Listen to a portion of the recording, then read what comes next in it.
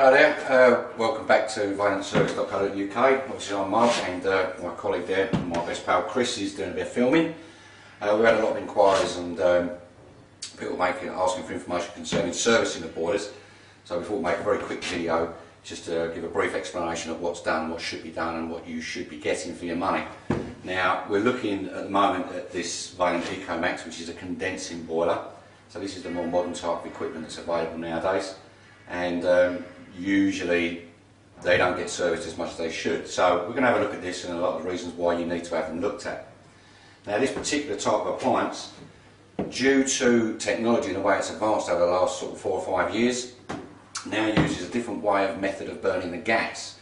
Now the idea is it's a very, very efficient way of burning the gas, as opposed to letting the gas being pushed in by the gas pipework as it comes down the pressure of the pipes.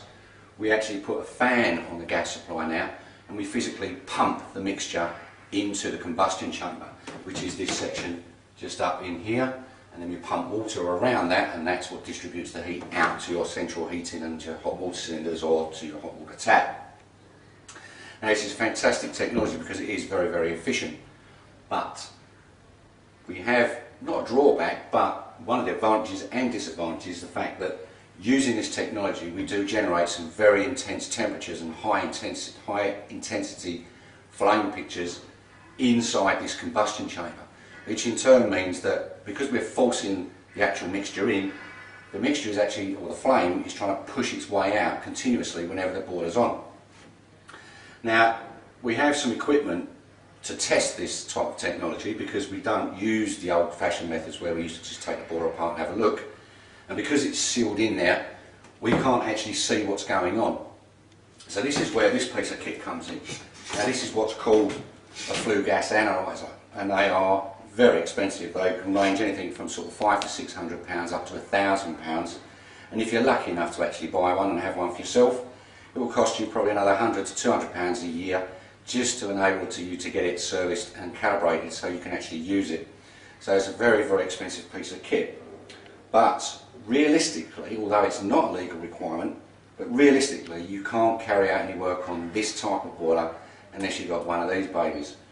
And as I said, they're very expensive, but really in my opinion, for what it's worth, you can't really work on this equipment without one of these. It's the only way of actually checking and testing the equipment. Now as far as the servicing procedures are concerned, there are two methods.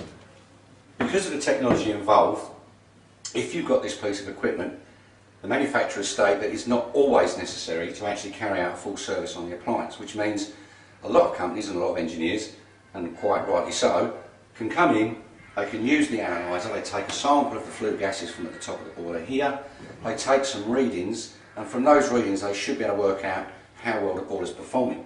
Now the old philosophy of let's not try and fix something that isn't broke is what we use, and therefore if the boiler passes all the necessary criteria on the printout, we can walk away from the boiler and say, well, your boiler's fine, it's working safely, and disappear for another year.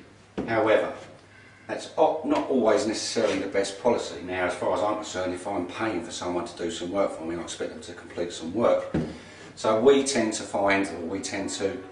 follow the manufacturer's instructions as far as a full service is concerned on every visit.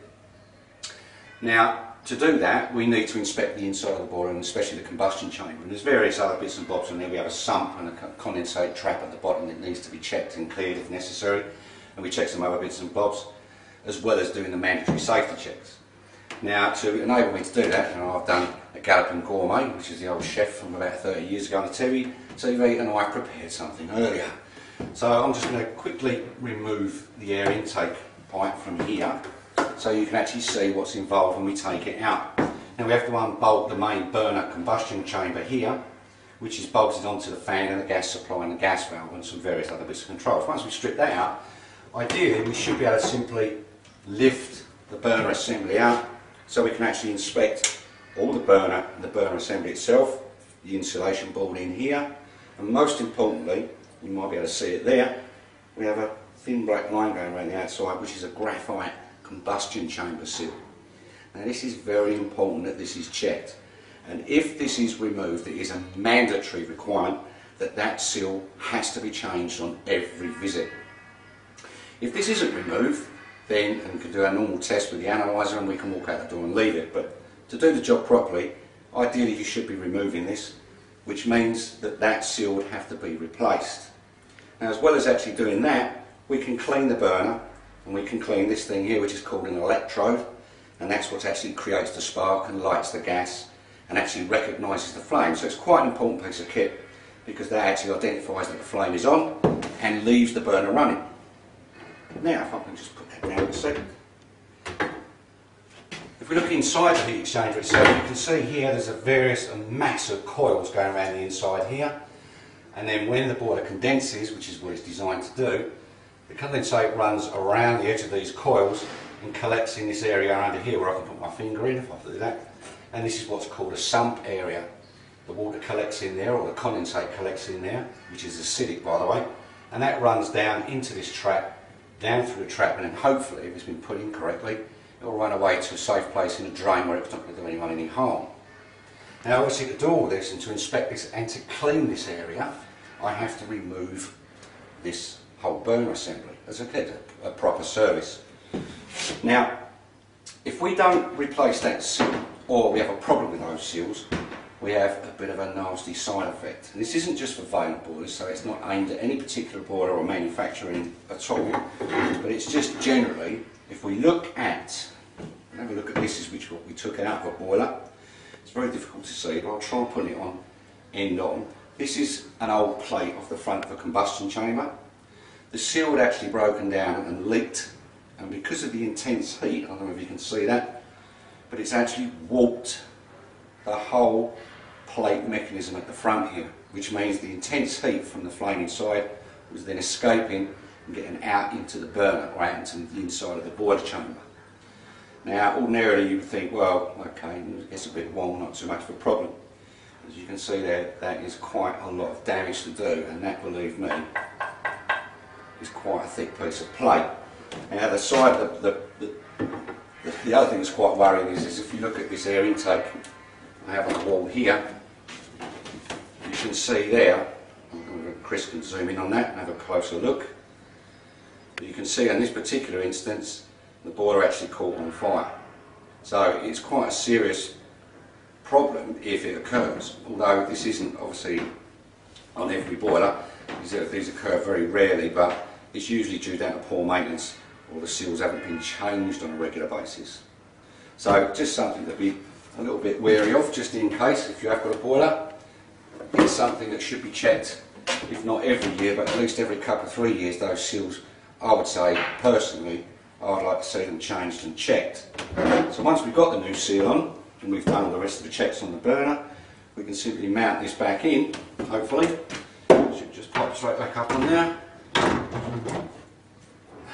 And then once we bolt it all together, the air intake can go in, and we can then fire up and commission the boiler.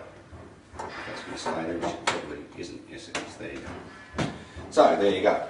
Once that's all in, then it would be a good idea to carry out the full gas analysis after you've completed the service, so that you then know that all the work's been done correctly and the boiler's working as it should.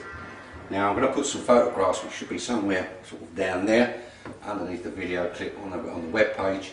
So you're going to see some pictures of some heat exchangers with what collects inside, and hopefully you should be able to I'm going to give you a printout of what comes off the printer, because everything's recorded by print on one of these printers that comes with the analyzer, and that will give you all the readings, and you can check for yourself then to see what exactly your boiler is doing. Give the information. Now, once you've had your boiler serviced, ideally you should be left with something that looks like this, which is the packaging that the seal comes in, and somewhere in there should be an old seal knocking about. So you should have an old box left on the worktop, and you should have a printout from the analyzer that you can then look at and see how the boiler's been performing and how it will perform, hopefully, for the near future. Well, I hope that's been some use to you, and hopefully next time you have your boiler serviced, you'll be able to understand exactly what's going on. So that's it for today. So for myself and Aunt Chris over there, see you next time. Bye bye.